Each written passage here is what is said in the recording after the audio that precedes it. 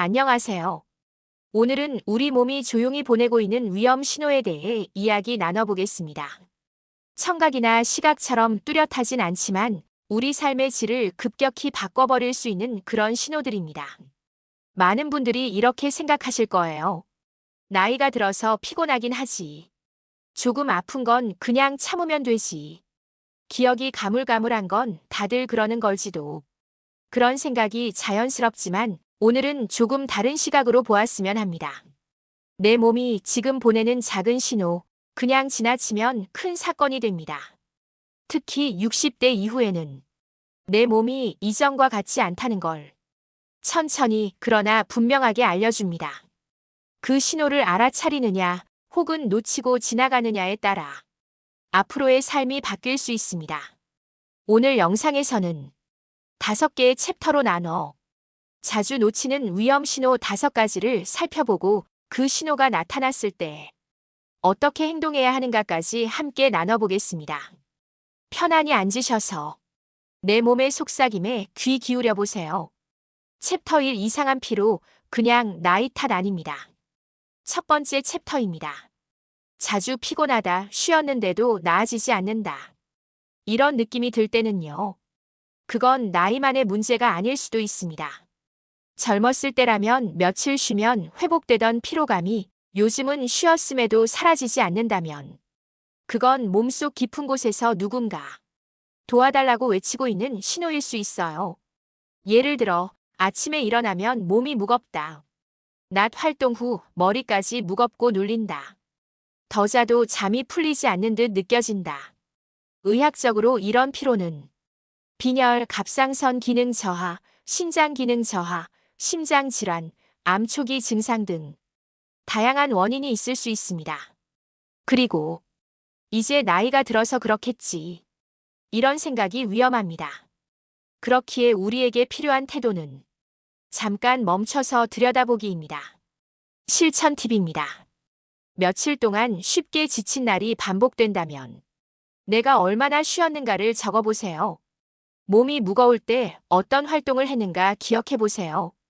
이런 상태가 일주일 이상이라면 주치의에게 피로 호소 상태라고 말씀드리세요. 피로는 작은 증상 같지만 나중엔 활동에 제약을 주고 삶의 즐거움까지 빼앗을 수 있습니다. 그러니 지금 쉬어도 피곤함이 계속된다면 나는 잠깐 멈춰야 합니다. 챕터 2 통증이 반복되면 문제가 있습니다. 두 번째 챕터입니다. 어깨가 자꾸 뻐근하고 등 뒤가 저릿하게 눌린다. 이런 느낌이 반복된다면 그냥 나이 탓이라고 넘기지 마십시오. 통증은 몸이 보내는 빨간불 신호입니다. 특히 고령층에서 흔히 나타나는 증상인 듯 보여도 그 안에 신경계 문제, 혈관 이상, 내과적 질환이 숨어 있을 수 있어요. 예컨대 어깨나 가슴이 답답하고 팔이 묵직하다면 이는 심장 질환이나 혈관 협착 등의 신호일 수 있습니다. 허리가 갑자기 아파서 자세 교정만 반복한다면 허리 근육 탓이 아닐 수도 있어요. 머리가 찌릿하거나 해당 부위가 자주 저려오면 신경이 눌린 상태일 수도 있고 뇌혈관의 이상일 수도 있습니다. 이럴 때 필요한 태도는 통증이 반복되고 익숙해졌다면 나는 지금 바로 들여다보겠습니다. 실천 팁입니다. 통증이 나타난 부위, 느낌, 지속 시간을 기록하세요. 2주 이상 계속된다면 전문의 상담을 고려하세요. 단순히 약으로 가리기보다는 원인을 찾아보세요. 통증 하나가 지나가고 끝나는 경우도 있지만 무심코 넘기면 몸이 보내는 메시지는 점점 커집니다. 그 메시지를 듣는 태도가 중요합니다. 나는 이제 통증을 그냥 참는 사람이 아닙니다. 나는 내 몸의 메시지를 듣는 사람입니다. 챕터 3 기억, 방향 감각 흐려지면 뇌가 SOS 보냅니다. 세 번째 챕터에서는 머리가 갑자기 흐려지고 길을 잃는 일이 느껴진다. 이런 순간이 자주 나타난다면 괜찮다 넘기지 마세요. 기억이 흐려지는 건 단순한 건망증일 수도 있지만 70대 이후엔 인지 저하나 치매 초기, 뇌혈관 이상 가능성이 있습니다. 예를 들어 어제 했던 일을 까먹고 그랬나 하며 넘어간다. 익숙한 길에서 잠시 길을 잃은 느낌이 든다. 새로운 대화를 따라가기 어렵고 집중이 잘 안 된다. 이런 현상이 반복된다면 내 머리가 지금 경고하고 있다. 라고 받아들여야 합니다. 실천 팁입니다. 최근 3개월 동안 기억력 변화가 있었는지 적어보세요. 방향 감각이 달라진 순간이 있었는지 스스로 물어보세요. 그런 변화가 지속된다면 바로 인지검사 또는 뇌건강 상담을 고려하세요. 기억은 삶의 보물입니다. 그 보물이 사라지기 전에 우리가 할 수 있는 것은 지금부터 지키는 행동입니다. 머리가 희미해지기 전에 나는 기억을 지키는 사람이다. 이 말을 먼저 해주세요. 챕터 4 입맛이 사라지고 체중이 변한다. 큰 신호입니다. 4번째 챕터입니다. 밥맛이 없고 살이 갑자기 빠졌어요. 이런 변화는 그냥 나이 듦이 아닐 수 있어요. 식습관이나 체중이 급격히 바뀌면 암, 대사질환, 소화기 질환, 호르몬 이상 등이 원인일 수 있습니다.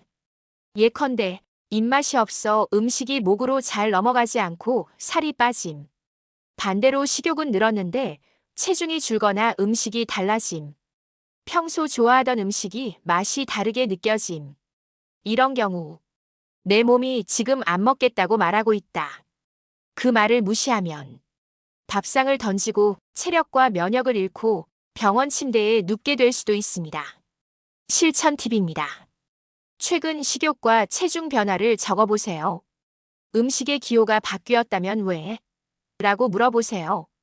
의사와 상담할 때 입맛이 사라졌어요 라고 솔직히 말하세요. 음식은 삶을 구성하는 중요한 요소입니다. 입맛이 사라졌다면 그건 삶의 일부가 사라지기 시작했다는 신호입니다. 챕터 5잠이 오지 않고 숨이 차면 지금 바로 점검하세요. 마지막 챕터입니다. 밤에 잠을 못 자요. 숨이 자주 막혀요. 이런 증상은 간과하기 쉽지만 매우 위험합니다. 수면장애, 손발 냉증, 심장 두근거림, 어지럼증 등은 심혈관계호흡 기계 내 분비계의 이상 신호일 수 있어요. 예를 들면 밤에 숨이 가빠서 자주 깬다. 누워있으면 가슴이 답답하고 숨이 차서 일어난다. 손발이 자주 차고 밤에 떨림이 있다. 맥박이 자주 빨라지고 불안감이 많아졌다. 이런 증상이 있다면 지금 내 몸이 위기를 알립니다. 이런 메시지를 놓쳐서는 안 됩니다.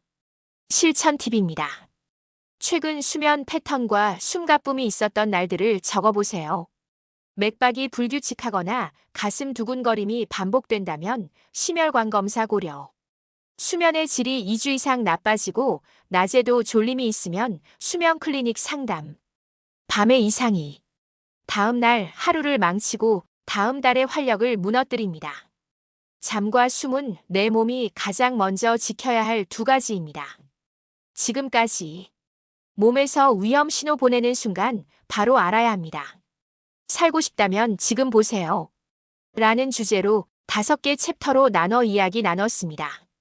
다시 한번 정리해 볼게요. 쉬어도 사라지지 않는 피로는 몸 내부의 경고. 반복되는 통증은 신경혈관내과의 적신호. 기억 방향 감각 이상은 뇌가 보내는 SOS. 식욕 체중의 급격한 변화는 내장 기관의 신호. 잠순 맥박 이상은 심혈관 수면 질환의 가능성. 그리고 중요한 문장들입니다. 내 몸이 조용히 신호를 보내려고 할 때 나는 그 소리를 듣기로 했습니다. 내일이 불확실하다면 오늘 작은 신호 하나를 놓치지 마세요. 의사에게 가기 두렵다면 지금 누군가에게 말해보세요. 이런 증상이 있어요 라고. 감사합니다. 여러분의 남은 인생이 건강하고 기억이 선명하고 걷고 싶은 길을 계속 걸을 수 있길 진심으로 기원합니다. 건강하시고 좋은 하루 되세요.